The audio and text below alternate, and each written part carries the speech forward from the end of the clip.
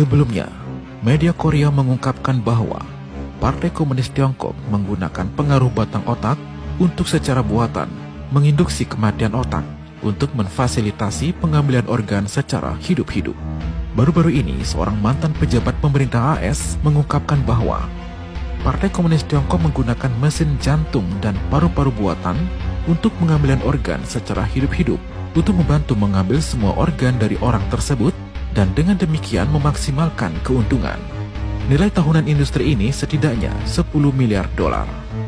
Pada 24 Juni, pakar Tiongkok Stephen W. Moser, Ketua Lembaga Penelitian Kependudukan, sebuah LSM di Amerika, diwawancarai oleh The Epoch Times sebagai bagian dari seri yang disebut Pemimpin Pemikiran Amerika. Pada masalah pengambilan organ hidup-hidup oleh Partai Komunis Tiongkok, Moser percaya bahwa Partai Komunis Tiongkok dimotivasi oleh keuntungan besar yang terlibat, yang mengambil organ dari orang-orang saat mereka masih hidup, membunuh mereka tanpa mengedipkan mata, melakukannya dalam skala besar. Moser mengatakan, untuk memaksimalkan keuntungan, Partai Komunis Tiongkok menggunakan ECMO atau oksigenasi membran ekstrakorporeal secara besar-besaran. Mesin ECMO digunakan untuk mengekstraksi darah vena, mengoksigenasi, kemudian memompanya kembali ke dalam tubuh sebagai darah arteri yang beroksigen. Moser mengatakan, Partai Komunis Tiongkok pertama-tama akan meletakkan korban di mesin sebelum memanen organ yang diinginkan. Mesin membantu menjaga organ-organ lainnya agar tetap segar sehingga mereka dapat diambil pada waktu yang terlambat.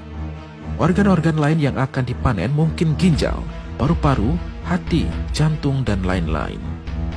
Sebelum teknologi ini diperkenalkan, biasanya hanya satu organ yang dapat dipanen dengan sukses, karena beberapa menit kemudian, sel-sel akan mulai mati, dan organ-organ lainnya tidak lagi dapat digunakan.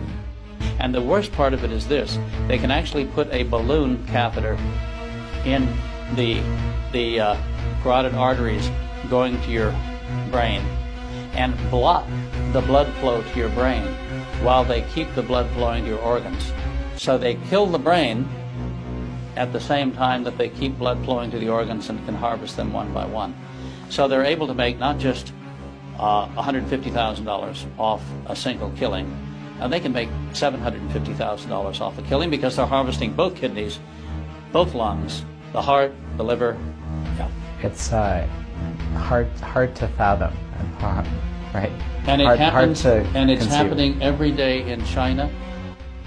Moser berkata, Partai Komunis Tiongkok sama sekali tidak menganggap manusia sebagai individu, melainkan merujuk pada mereka sebagai massa.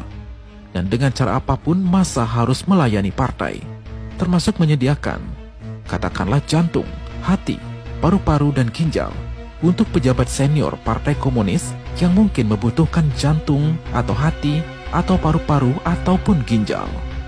Moser percaya bahwa di Tiongkok, tujuan asli transplantasi organ adalah untuk memperpanjang umur para pemimpin Partai Komunis Tiongkok dengan mengganti organ-organ tua mereka dengan yang baru dan muda. Bagaimanapun, mereka memiliki kontrol mutlak atas semua sumber daya di Tiongkok, termasuk semua orang Tionghoa.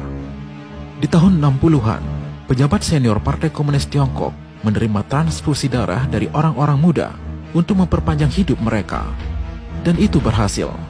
Itu dalam skala kecil dibandingkan dengan skala besar pengambilan organ paksa yang dilakukan Partai Komunis Tiongkok saat ini, yang semakin menarik perhatian dunia internasional. Pengacara HAM internasional David Matas menyerukan kepada setiap individu untuk segera mengambil tindakan. Pelanggaran HAM adalah noda yang menyebar, kecuali kita menghentikan mereka sebelum kita menjadi korbannya. Jika kita terus menunggu, itu sudah terlambat.